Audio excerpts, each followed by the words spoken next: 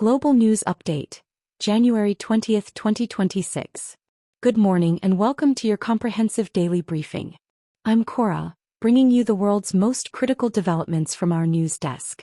Today's headlines are dominated by a massive geopolitical tremor shaking the Atlantic Alliance, a tragic rail disaster in Europe, and a reality check for the global AI economy.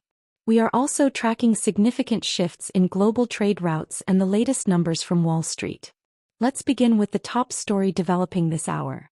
World news: geopolitical shockwaves and tragedy in Spain. Tensions between the United States and Europe have reached a boiling point. President Donald Trump has issued a stunning threat to impose a punitive 10% tariff on imports from 8 European nations. The catalyst? Their opposition to his administration's renewed interest in purchasing Greenland. In a move that has left diplomats in Brussels scrambling, President Trump reportedly linked this trade threat to what he termed a snub by the Nobel Peace Prize Committee. European leaders have reacted with sharp criticism, with some officials calling the demand ludicrous, and warning that the transatlantic alliance is being tested like never before.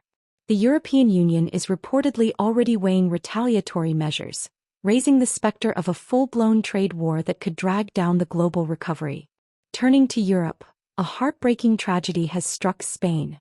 At least 39 people have been confirmed dead following a high-speed train collision in the southern region of the country. Emergency crews worked through the night to rescue trapped passengers from the wreckage. Early reports suggest drivers had raised concerns about track conditions in the area prior to the collision.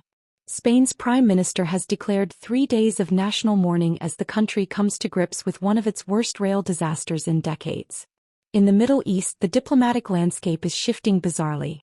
The Trump administration has proposed a new board of peace for Gaza, with a reported entry price of $1 billion for a seat at the table.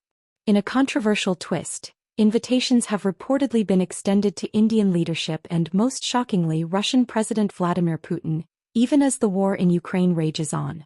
Speaking of Ukraine, Kyiv launched a massive drone strike campaign overnight, cutting power to hundreds of thousands in Russian-occupied southern Ukraine, signaling a new phase of infrastructure targeting. Finally, in Asia, China faces a deepening demographic crisis. New data released in the last 24 hours confirms the country's population has fallen for another consecutive year, with the birth rate dropping to a record low. This poses a long-term threat to the labor supply of the world's second-largest economy. Economy and finance, markets red and the CEO confidence crisis. Turning to the global economy, the flashing red lights on trading floors tell the story.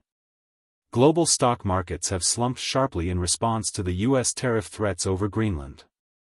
Futures on Wall Street sank overnight, and European indices, including the Stoxx 600, opened deep in negative territory. Investors are fleeing to safe havens. Gold prices have ticked upward as the uncertainty discount is priced back into equities. But it's not just politics rattling the markets, it's a crisis of confidence in the corporate suite. The release of the PwC 2026 Global CEO Survey has sent a chill through the business world. CEO confidence in revenue growth has plummeted to 30%, a 5-year low. The report highlights a critical disconnect. While companies have poured billions into artificial intelligence, only 1 in 8 CEOs say AI has actually delivered significant cost savings or revenue benefits so far. The honeymoon phase of the AI boom appears to be over, replaced by the hard reality of implementation. In a stark contrast to the gloom, China announced it achieved its economic growth target of roughly 5% for 2025, despite the property sector crisis and trade headwinds. Meanwhile, the wealth gap continues to widen.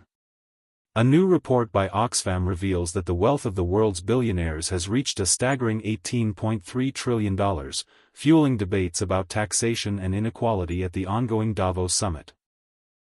Technology, the AI wall, and the chip war. In technology news, the industry is digesting the fallout from CES 2026 and the new reality of the chip war. Following up on the CEO confidence report, tech giants are facing scrutiny. Analysts are warning that we could hit a wall, where the trillions of dollars of risk invested in AI infrastructure may not yield immediate rewards.